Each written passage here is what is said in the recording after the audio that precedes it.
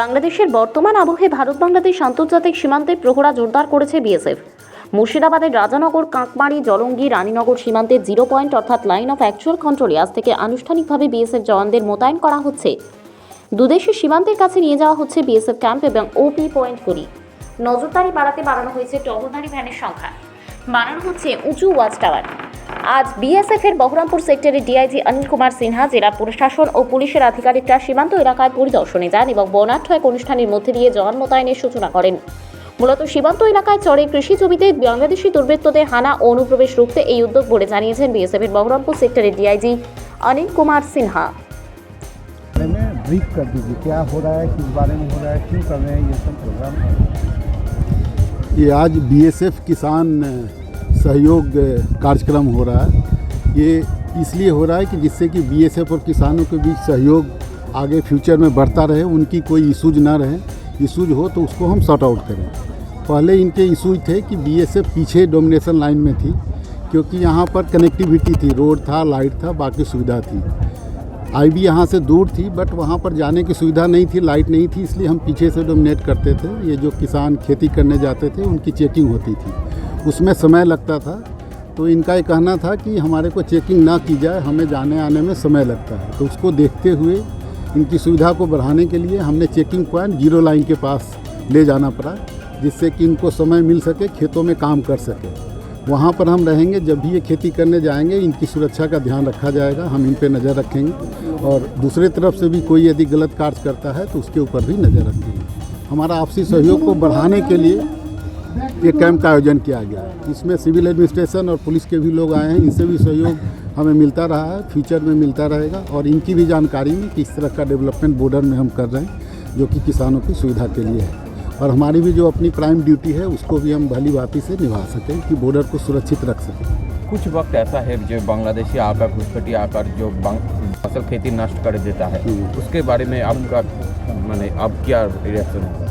Occasionally कभी कभी होता है, क्योंकि यहाँ पर बॉर्डर में लाइट नहीं है, फेंसिंग नहीं है, इलाका खुला है, 4 लैंड है जो नदी के कारण क्रिएट हुआ है। तो वहाँ पे जाने में हमारे को दिक्कत होती थी, और खुला रहने के कारण रात का अंधेरे का फ़ायदा उठाकर कई बार आपसी दुश्मनी से भी कई बार फसल बर्बाद करते रहे हैं। कई बार इनकी आपस की लेन देन की भी खबर आई थी कि जिसमें कि कुछ लेन देन होता है, उसके कारण बदले की भावना से करते हैं। बट हमें जब भी खबर मिलती है या हमारी प्रेजेंस जब रहती है तब वो ऐसा नहीं करते। इस पर काफ़ी रोक लगा है, और उसको भी इस कार्यक्रम के द्वारा हम उसको डील करेंगे, एड्रेस करेंगे। जब हम आगे रहेंगे तो फिर आकर के हमारी फसल को, हमारी किसान की फसल को बर्बाद नहीं कर सकते, इसलिए भी ये कदम उठाया गया है। बांग्लादेश के अब तनाव की परिस्थिति है, तो बांग्लादेश में तनाव है, वहाँ माइनॉरिटी के ऊपर जो हो रहा है वो उनका इंटरनल मामला है। बट हमने बॉर्डर पे जो है अपनी डोमिनेशन बढ़ा दी है, स्ट्रेंथ बढ़ा दी है। इस तरफ उसका इफेक्ट नहीं है। हम लोग कोशिश कर रहे हैं कि कोई भी इन्फिल्ट्रेशन और एक्सफिल्ट्रेशन की घटना ना हो। इधर शांति है, बॉर्डर के लोगों से और सभी से, सिविल पुलिस एडमिनिस्ट्रेशन से हमें सहयोग है। यहाँ पर कोई वैसी घटना नहीं है, उसका इफेक्ट कम। नाका बढ़ाया गया है, वो क्या पड़ोसी देश का हलचल के लिए हो रहा है? नहीं, उसका भी हो रहा है, और कुछ ऐसे भी हमने किसानों को, चूँकि आगे हम जाने दे रहे हैं, इसलिए हमने स्ट्रेंथ बढ़ाया कि दूसरे तरफ से आकर के किसानों को कोई गलत रूप से उसको डैमेज ना कर सके फसल को, या उनको नुकसान ना पहुंचा सके। इसलिए हम 0 लाइन के पास गए हैं, वहाँ पर स्ट्रेंथ बढ़ा दी। और प्लस वो भी कि उधर से कोई बंदा आकर के इनको नुकसान न करे या कोई इन्फिल्ट्रेशन करके इंडिया में आश्रय ना ले। कुछ वक्त बांग्लादेश का ट्रेसपासिंग के एलिगेशंस मिलते हैं, तो यहाँ पर ऐसा होने का कोई संभावना हो, इसलिए ये नाका या पेट्रोलिंग बढ़ाया गया है, ऐसा कुछ है? हाँ, वो भी है कि उधर से यदि वहाँ पर कुछ ज्यादती या फोर्सेस की कोई धरपकड़ होती है तो चूँकि खुला बॉर्डर है वो इधर की तरफ आ सकते हैं, ऐसा हमें खुफिया जानकारी हमें मिली थी। तो इसलिए हमने स्ट्रेंथ बढ़ा दी है कि उधर से कोई इस तरफ ना आ सके। उनका लॉ एंड ऑर्डर सिचुएशन है, वो अपना डील करें हमारे देश में, क्योंकि बाद में फिर प्रॉब्लम हो जाएगी किसी को यदि ऑफिशियली अलाउ की जाती है, तो वो भी एक रीज़न है। इस साल की सितंबर की 2 तारीख में मचे हुए, तो इसलिए नया डिप्लॉयमेंट किया, इसलिए हो रहा है? नहीं, उसका मेन उद्देश्य नहीं है। हमारी पहले से प्लानिंग थी, किसानों को दिक्कतें आती थी, उसको सोल्व करने के लिए पहले से हमारा था। बट बीच में फ्लड सिचुएशन आ गई, इसलिए डिले हो गया। अदरवाइज कंस्ट्रक्शन का काम चल रहा था, तो अभी हमने किया है। बट उसमें भी हमें सुविधा होगी, वो जो सिचुएशन हुई है उसको डील करने में हमें सुविधा होगी, क्योंकि जीरो लाइन के पास रहेंगे तो किसी भी तरह की घटना होती है, इन्फिल्ट्रेशन एक्सफिल्ट्रेशन, उसको हम अच्छे तरीके से मैनेज कर सकते हैं। तो दूसरे कभी बॉर्डर में ऐसा एलिगेशंस आ रहा है टेस्ट पासिंग के, तो इस यहाँ पर होने का की संभावना है, इसलिए भी कुछ अरेंजमेंट किया है संभावना कहीं से भी, क्योंकि यहाँ पे एरिया फेंस नहीं है, लाइट नहीं है, तो ज़्यादा संभावना है, बट वैसी घटना घटी नहीं है। हम सारे अलर्ट हैं।